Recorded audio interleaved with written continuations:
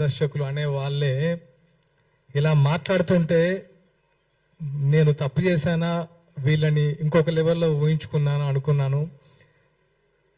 ఎందుకో కొంచెం బాధ కూడా అనిపించింది. ఈరోజు ఈ ప్రెస్ మీట్ పెట్టడానికి కారణం, ఇది ముగిద్దామా లేదా మీరు డిసైడ్ చేసుకోండి. పాషం యాదగిరి గారు, నేను మిమ్మల్ని ఎప్పుడు కలవలేదు, పేరు మాత్రం విన్నాను, చాలా గొప్పగా విన్నాను. కానీ నిన్న ఫస్ట్ టైం ఈ చూసిన తర్వాత నాకు మిమ్మల్ని గారు అనాలంటే నాకు నా మీద ఏంటి, ఈయనేంటి ఇలా మాట్లాడాడు, అసలు ఏంటి ఈయన బ్యాక్గ్రౌండ్ ఏంటి, ఈయన మనస్తత్వం ఏంటి, ఈయన సీనియర్ జర్నలిస్ట్, విశ్లేషకులు, విద్యావేత్త, ఎంతోమంది తెలంగాణ ఉద్యమంలో ఎంతో మందిని చైతన్యవంతులు చేసిన ఆ పెన్ను ఇలా మాట్లాడుతుందా అని కొంచెం బాధేసింది. ఆయన మాట్లాడిన మాటలు మీ ఇంట్లో వాళ్ళకి ఒక్కసారి చూపించండి యాదగిరి గారు. మీ ఇంట్లో వాళ్ళు హర్షిస్తారని చెప్పుకుంటే నేను నిజంగా ఒప్పుకుంటాం.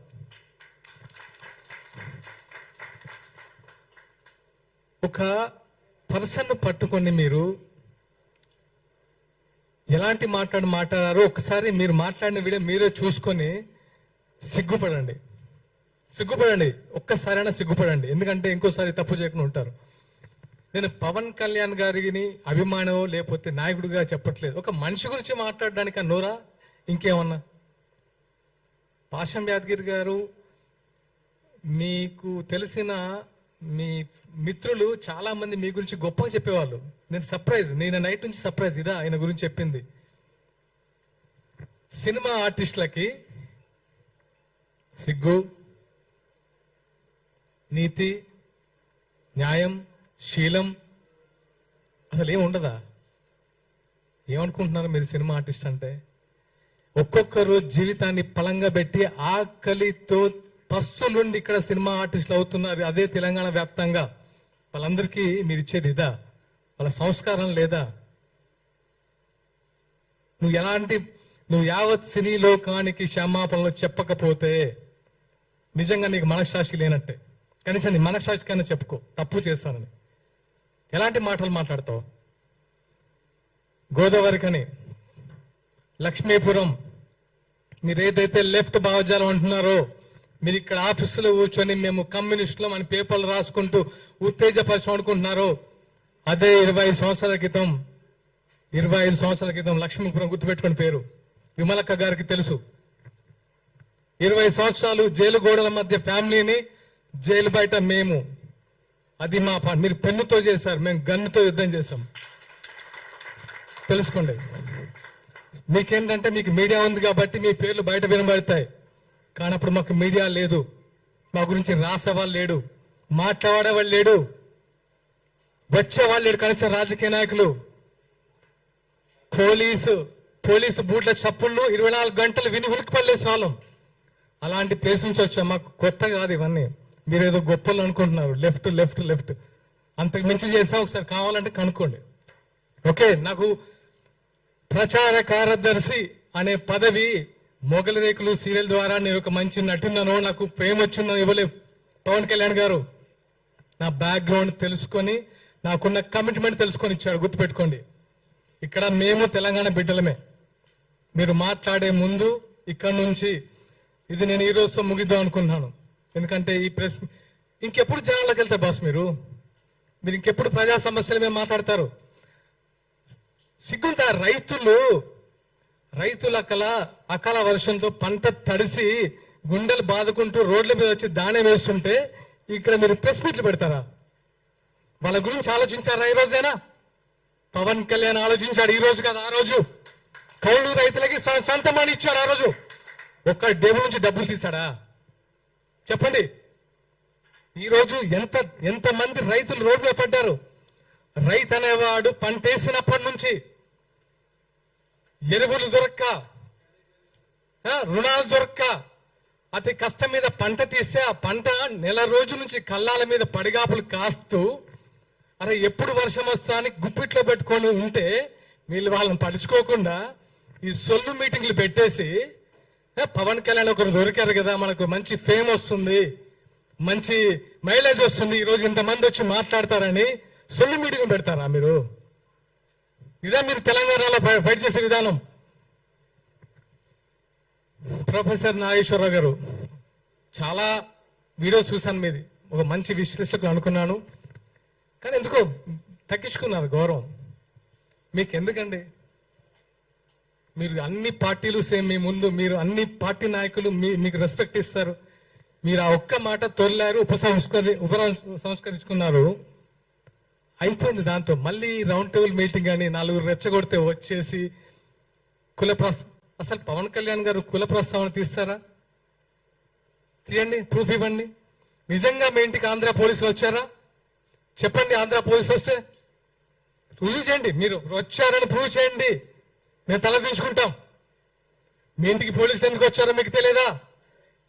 నేను విన్నదైతే ఎవరో ఏదో యూట్యూబ్ ఛానల్లో చూశాను, 10 TV ఇష్యూలో సంథింగ్ అని. దాన్ని ఆంధ్ర పోలీసులు వచ్చారు అరెస్ట్ చేయడానికని ఒక ప్రోగ్రాం పెట్టి విద్వేషాలు రెచ్చగొట్టి అవసరమా?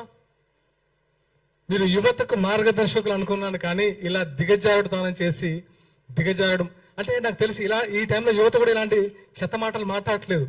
సొఫిస్టికేటెడ్ గా ఉంటున్నారు, అంబిషియస్ గా ఉంటున్నారు. ఏవి నీళ్లు నిధులు జ్ఞాపకాలని 12 సంవత్సరాల తెలంగాణ ఏమైందని ఒకసారి ప్రశ్నించారా? విగ్రహాలు పెడుతున్నారు, ఎన్టీఆర్ విగ్రహం పెడుతున్నారని గొడవ చేస్తున్నారు కదా. టీఆర్ఎస్ హయాంలో చాలా విగ్రహాలు పెట్టారు కదా, అప్పుడు ఎందుకు ప్రశ్నించలేదు? అప్పుడు ఎందుకు నోరు లేవలేదు? అదే స్వయంగా కేటీఆర్ గారి పేరే ఎన్టీఆర్ తారక రామారావు పేరు పెట్టారు, మార్చేస్తారని మార్చారు కదా. ఇది కాదు కదా. సమస్యల మీద ఫైట్ చేయండి. మీరు ఫైట్ చేస్తే మేము వస్తాం, మేము వెనుక ఉంటాం, మీ ముందు కాదు, మేము వెనుకుంటాం. అరే ఫైట్ చేస్తున్నారు వీళ్ళు, వెనుక మనం ఉన్నామని. లెఫ్ట్ భావం ఇది కాదు కదా. లెఫ్ట్ భావాలంటే ఇలా తిట్టడాలా? గుర్తుపెట్టుకోండి, మొన్న మున్సిపల్ ఎన్నికల్లో, ఇది గుర్తుపెట్టుకోండి, మున్సిపల్ ఎన్నికల్లో రాష్ట్ర వ్యాప్తంగా జనసేన పోటీ చేసినప్పుడు అన్ని తిరిగాను. గోదావరి కని పరిసర ప్రాంతంలో ఎల్బీ నగర్ లో ఒక్క కమ్యూనిస్ట్ గెలిస్తే నా ఫస్ట్ ఫోన్ ఆ కమ్యూనిస్ట్కి ఫోన్ చేశాను. అతని పేరు సూర్య. అది నేను ఎవరికి ఫోన్ చేయలేదు, కాంగ్రెస్ టిఆర్ఎస్ బీజేపీ. ఒక కమ్యూనిస్ట్ పార్టీ గెలిచిన యువకుడు, అరే ఈ టైంలో ఇంత ఉందా, ఇంత అంబిషియస్ గా ఫైట్ చేస్తున్నాడు, ఎవరా యువకుడు అని చెప్తే అతని పేరు సూర్య. అతని ఫస్ట్కి వెళ్ళి నేను ఫోన్ చేసి మాట్లాడి నేను అప్రిషియేట్ చేసిన మొదటి వ్యక్తిని. అది నాలో ఉన్న కమ్యూనిస్ట్ రక్తం. మీలో ఉంది కమ్యూనిస్ట్ రక్తం కాదని నా ఫీల్. ఎందుకంటే ఇలా తిట్టొద్దు. ఇలా తిట్టుకుంటూ కొట్టుకుంటూ ఏం సాధిద్దాం తెలంగాణలో? ఏముంది ఇప్పుడు సిచ్యువేషన్? తెలంగాణలో ఏమైనా ఉందా, మిగిలిందా? ఏమైనా సంతోషంగా ఉన్నారా? యువత సంతోషంగా ఉందా? వాళ్ళ ఉద్యోగాల సిచ్యువేషన్ ఆలోచించారా? మొన్న ఆర్టీసీ కార్మికులు సూసైడ్ చేసుకుంటున్నాయి కదా, వాళ్ళ సంతోషంగా ఉన్నారా? రైతులైతే వాళ్ళ బాధ వర్ణాతీతం. ఎరువులు దొరక్క, పంట చేతికి వచ్చిన తర్వాత నీట మునిగి, రైతు బంధులు లేక, రుణమాఫీ కాక, ఇన్ని సమస్యలు పెట్టుకొని మీకు పని పాట లేక రౌండ్ టేబుల్ సమావేశాలు పెట్టి ఏం చేశారా మీ జేబులో నుంచి? పవన్ కళ్యాణ్ గారు ఏం చేశారు మీకు తెలియదా? ఈ రోజు కాదు, 2009లో ఎక్కడో ఆదిలాబాద్ తాండాల్లో మంచినీటి సౌకర్యం కల్పించాడు. అప్పుడు మీరేం చేశారు? ఎక్కడున్నారు మీరు? ఎన్నో దాన ధర్మాలు చేశారు ఆయన. దాన ధర్మాలు కూడా అన్నాను. ఆయన ఒక మనిషి కష్టాల్లో ఉండంటే చేతికి ఎంత ఇస్తారు. అయితే ఆయన నైజం. ఊరికే మేము అట్రాక్ట్ కాము, సినిమాల వల్ల అట్రాక్ట్ కాలేదు బ్రదర్. ఆయన సినిమాలు చూసేవాడు అట్రాక్ట్ కాలేదు జన సైనికులు. ఆయన వ్యక్తిత్వం, ఆయనకంటే పెద్ద హిట్ ఇచ్చిన సూపర్ స్టార్లు ఉన్నారు, వాళ్ళకి ఇంతమంది ఫ్యాన్స్ లేరు. ఎందుకు? ఆయన వ్యక్తిత్వం. ప్రతి వాడికి సమన్వయం. ఆయన ఒక ఆకలి చూస్తే, ఒక ప్రొడక్షన్ బాయ్ సరే అన్నం తినపోతే ఫస్ట్ అతనికి పెట్టి తర్వాత దాన్ని పెట్టించుకునే టైపు. అది తెలుసా మీరు ఆయన గురించి? ప్రతి ఒక్కరూ ఆయన గురించి మాట్లాడితే కనబడిపోతాం సోషల్ మీడియాలో. మన గురించి ఇలాంటి మేము వచ్చి మా బాధ పని ఇంకా చెప్పాలి. ఎందుకంటే ప్రతిసారి మీరు అబద్ధాన్ని చెప్పుకుంటూ పోతే ఇంకా నిజం చచ్చిపోతున్న భయంతో మేము వచ్చి ఇక్కడ కూర్చొని అది కాదురా బాబు ఆయన ఇది ఇది ఇది ఇది అని చెప్పి ఇంకెక్కడ ఫైట్ చేస్తాం ప్రజా సమస్యల గురించి? రెచ్చగొట్టద్దు బాస్. ఎనఫ్. మాకు సహనం ఉంటుంది. ఇక నుంచి ఇలాంటివి పునరావృతం అవ్వద్దు. ఇది ఈరోజు ముగిద్దాం. Please please. ఇంకా ఇలాంటి పవన్ కళ్యాణ్ని